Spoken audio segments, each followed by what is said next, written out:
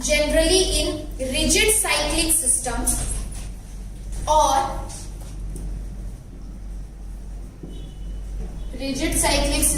or sometimes acyclic substrate, migrating group and leaving group should be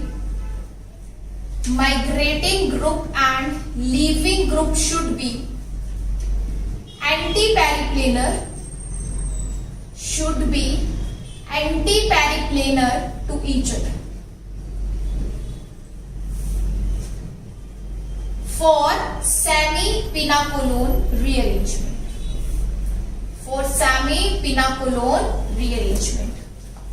सेमीपिनाकोलोन rearrangement में दो बातों के लिए यहाँ पे फोकस करने को कहा गया है. फर्स्ट इज माइग्रेटिंग ग्रुप और माइग्रेटिंग बॉन्ड. जो भी बॉन्ड माइग्रेट कर रहा है एज वेल जो लीव कर रहा है वो हमारे पास होने चाहिए एंटी पेरिप्लेनर. एंटी पेरिप्लेनर का मतलब होता है कि प्लेन पे ही होंगे लेकिन एक दूसरे के हमेशा एंटी होने चाहिए, अपोजिट होने चाहिए, ट्रांस होने चाहिए. This is anti periplanar. अगर आपके पास जो माइग्रेटिंग ग्रुप है और जो लिविंग ग्रुप है ऐसे है तो बढ़िया, लेकिन माइग्रेटिंग ग्रुप और लिविंग ग्रुप अगर दोनों की ओरिएंटेशन एक ही तरफ है तो इसमें कुछ केसेस में हमारे पास ये रिएक्शन रिजिड सिस्टम में होने से मना कर देती है. क्योंकि जब अपने पास माइग्रेटिंग ग्रुप इलेक्ट्रॉन देगा तो इसका सिग्मा स्टार यहां रहेगा, तो तभी सिग्मा स्टार में इलेक्ट्रॉन आएंगे, सिग्मा टूटेगा और लिविंग ग्रुप बाहर जाएगा. तो उन केस में हमें एंटी पेरिप्लेनर ही रखना पड़ता है. और इसी से रिलेटेड अब हम करेंगे एग्जांपल जहां पे आपको मैंने डायजोटाइजेशन वाला भी बोला था, तो वो भी कंसेप्ट हो जाएगा कि डायजोटाइजेशन वाले केसेस में कैसे सेमीपिनाकोलोन होती है. ठीक है, ये 4 केसेस में ना हम डायजोटाइजेशन कराने जा रहे हैं. डायजोटाइजिंग रिएजेंट में दूंगी और चारों में हम देखेंगे कि हमारे पास सेमीपिनाकोलोन हो सकती है या नहीं हो सकती है, और जहां नहीं हो सकती है वहां क्या चांसेस हैं और ऐसे सबस्ट्रेट्स हैं. ठीक है, तो पहले मुझे यहाँ पे बनानी पड़ेगी इसकी चेयर फॉर्म में कंफर्मेशन. OH अप दिया गया था, NH2 डाउन दिया गया था. बट यस, क्योंकि इसमें कोई और बल्कि ग्रुप नहीं है तो इसकी रिंग फ्लिपिंग भी पॉसिबल है. और अगर मैं रिंग फ्लिपिंग करवाऊंगी तो ये OH मेरे पास यहाँ पे आ जाएगा और ये NH2 मेरे पास यहाँ आ जाएगा. बट इस केस में क्योंकि बल्कि ग्रुप्स प्रेजेंट हैं, ठीक है, टर्शियरी ब्यूटाइल, तो कोई फ्लिपिंग नहीं होगी, जैसी फॉर्म दिख रही है वैसी ही बनेगी. और कहा जाता है कि हमारे पास जो बल्कि ग्रुप है उसको पहले जो उसकी स्टीरियो गिवन है उसके अकॉर्डिंग पोजीशन इक्वेटोरियल में दे दो, उसके बाद बाकियों के बारे में सोचना होता है. तो OH डाउन और NH2 अप. यहाँ पे भी हमारे पास पहले टर्शियरी ब्यूटाइल को पोजीशन देनी है तो अप और इक्वेटोरियल दे दी. यहाँ पे OH अप और NH2 भी अप. और लास्ट केस में हमारे पास अगेन टर्शियरी ब्यूटाइल को उसकी पोजीशन दे दी, देन अपने पास OH अप और NH2 डाउन. ये बन रही है इसकी कंफर्मेशन. जहां पे फ्लिपिंग हो सकती है वहां पे दोनों बना दी, जहां फ्लिपिंग नहीं हो सकती है वहां पे नहीं बनाई. और अगर अब मैं इसको प्रोवाइड करूं NaNO2 with HCl condition, NaNO2 with dilute HCl condition, NaNO2 with dilute HCl and same NaNO2 with dilute HCl. तो ये सारी कंडीशंस देखते हुए सबस्ट्रेट में प्राइमरी अमीन को देखते हुए क्लियरली पता चल रहा है कि कौन सी प्रोसेस होने जा रही है, डायएजोटाइजेशन, जिसमें अमीन कन्वर्ट हो जाएगा किसमें, डाइजोनियम सॉल्ट में. ठीक है, हमारे पास अब डाइजोनियम सॉल्ट में अगर कन्वर्ट होता है, ये बना लिया सब लोगों ने सारी कंफर्मेशंस.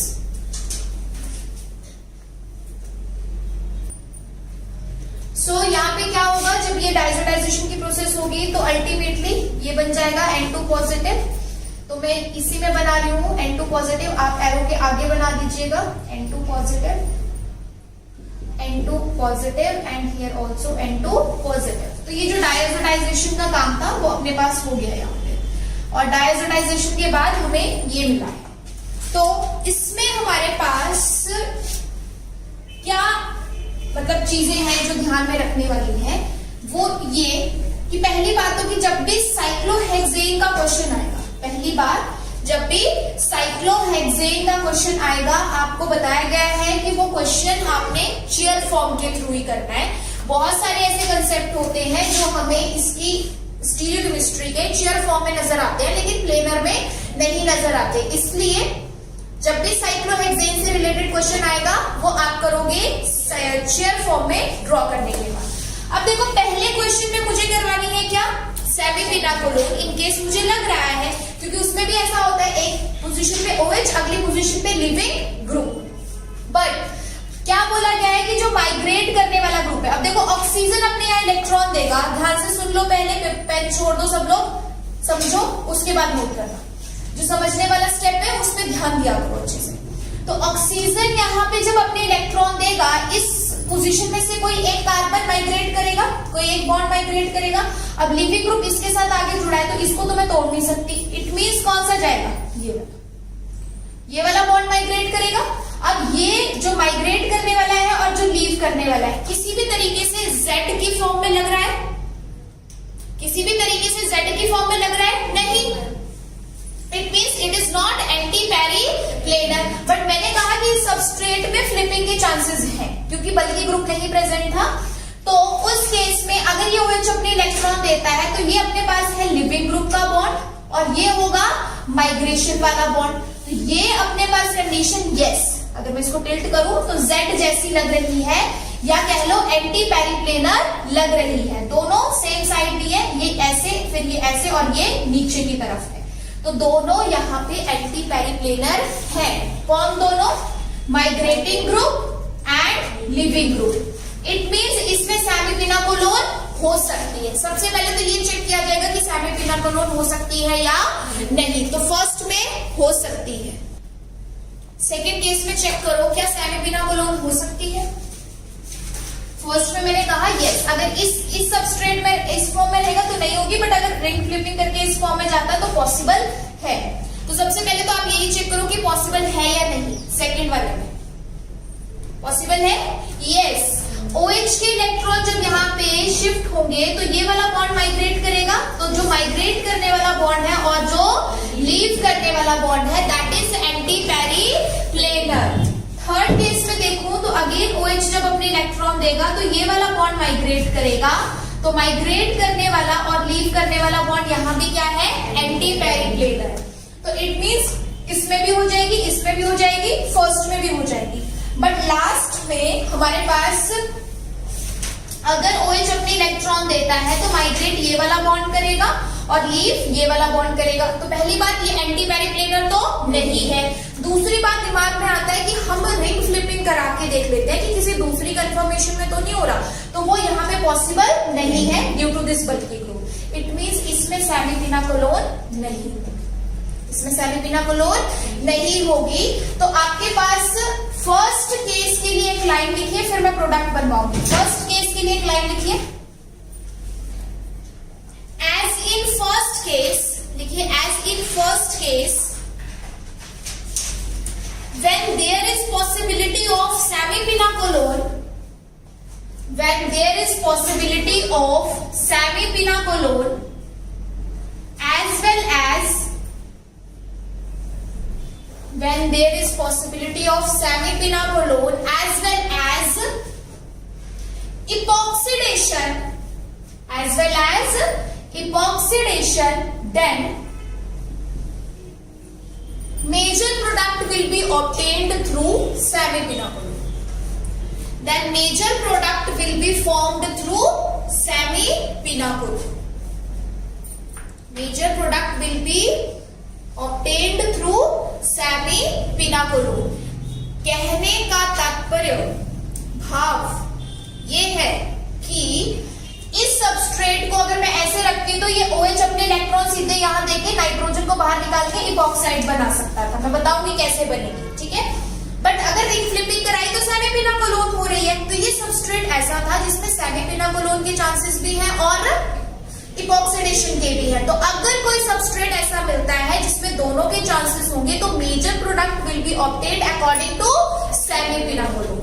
बट जब लास्ट स्टेप की बारी आई है, लास्ट केस की बारी आई जिसमें सेमीपिनाकोलोन पॉसिबल थी ही नहीं, तो वहां पे ऐसे केस में सिर्फ क्या पॉसिबल है, इपॉक्सीडेशन, क्योंकि इपॉक्सीडेशन के लिए दोनों ग्रुप्स का ट्रांस डाइहेक्सिल होना जरूरी है, तो वो यहाँ पे प्रेजेंट है। इट मींस फर्स्ट केस में दोनों प्रोडक्ट बन सकते हैं, इपॉक्सीडेशन का भी, सेमीपिनाकोलोन का भी, बट मेजर सेमीपिनाकोलोन का होगा और माइनर इपॉक्सीडेशन का। सेकंड और थर्ड में कंप्लीटली सेमीपिनाकोलोन, फोर्थ में कंप्लीटली इपॉक्सीडेशन। यस, अब बनाते हैं हम इसके प्रोडक्ट्स।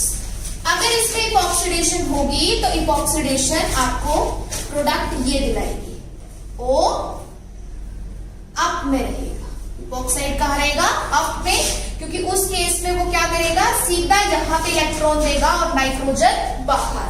और अगर ऑक्सीजन अप है तो यहाँ पे भी इपॉक्साइड कैसा बनेगा, अप में ही बनेगा। तो ये आपके पास रहेगा माइनर प्रोडक्ट,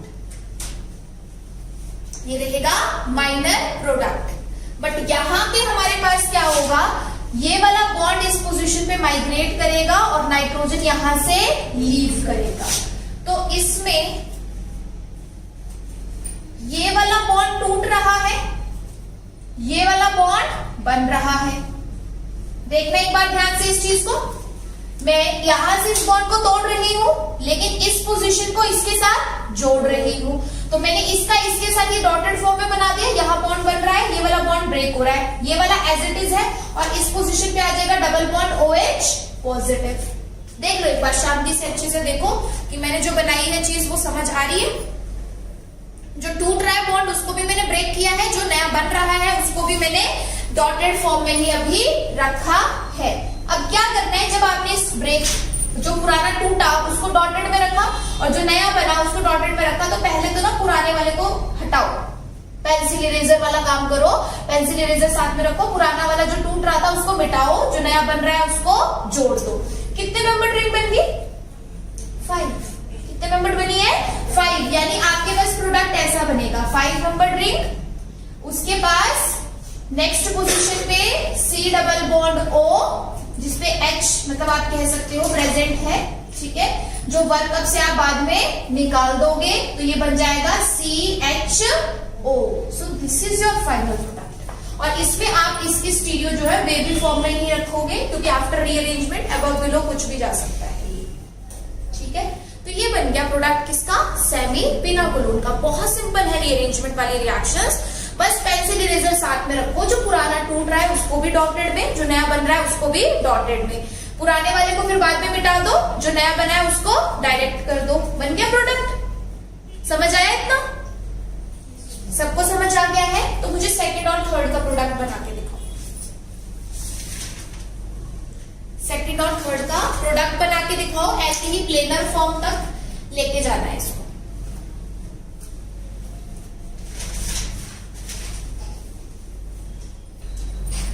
तो यहाँ पे हमारे पास सेकंड और थर्ड में सेम प्रोडक्ट बनेगा। OH इलेक्ट्रॉन देगा, ये बॉन्ड यहाँ पे माइग्रेट करेगा, नाइट्रोजन बाहर, ये यहाँ पे बॉन्ड माइग्रेट करेगा, नाइट्रोजन बाहर। तो अल्टीमेटली आपके पास ये इस तरीके से होगा कि ये वाला बॉन्ड यहाँ पे टूट रहा है और ये वाला बॉन्ड यहाँ पे बन रहा है, नाइट्रोजन बाहर जाएगा और यहाँ पे है double bond OH positive charge और यहाँ पे टर्शियरी ब्यूटाइल। तो अल्टीमेटली जो बॉन्ड टूट रहा है उसको तोड़ ही देंगे और जो बन रहा है उसको बना देंगे। तो अपने पास ये क्या बन गई फिर से 5 मेंबर्ड रिंग, 1 2 3 4 एंड 5। तो एक 5 मेंबर्ड रिंग बन रही है, जिसमें फर्स्ट पोजीशन पे अगर अबव में प्रेजेंट है ये 2 3 4 और ये 5, तो थर्ड पोजीशन पे है ना, ये फर्स्ट पे है तो सब्स्टिट्यूएंट कहाँ आएगा, थर्ड पे। यहाँ से बॉन्ड टूट रहा है 4 से, ये याद रखना। थर्ड पे CHO आएगा आपके पास, तो वो CHO जो है वो कैसे भी बन सकता है। सेम प्रोडक्ट आपको इसमें मिलेगा, सेम प्रोडक्ट आपको इसमें मिलेगा, ठीक है। लास्ट में जैसे आपको बताया था कि सेमीपिनाकोलोन के बिल्कुल चांसेस नहीं है, रिंग फ्लिपिंग के बिल्कुल चांसेस नहीं है, तो इसमें क्या हो जाएगी इपॉक्सीडेशन। और इपॉक्सीडेशन क्योंकि अल्कोहल अबव में प्रेजेंट है, तो ये इपॉक्साइड भी अबव से बनाएगा, ऐसे, ठीक है। ऐसे यहाँ पे अटैक करेगा अपने इलेक्ट्रॉन से इस कार्बन पे और नाइट्रोजन यहाँ से बाहर। सो इपॉक्साइड आपके पास ये ऐसे बनेगी, जिसमें दोनों बॉन्ड अप वाले होंगे। इपॉक्साइड 3 मेंबर्ड रिंग होती है कंटेनिंग ऑक्सीजन।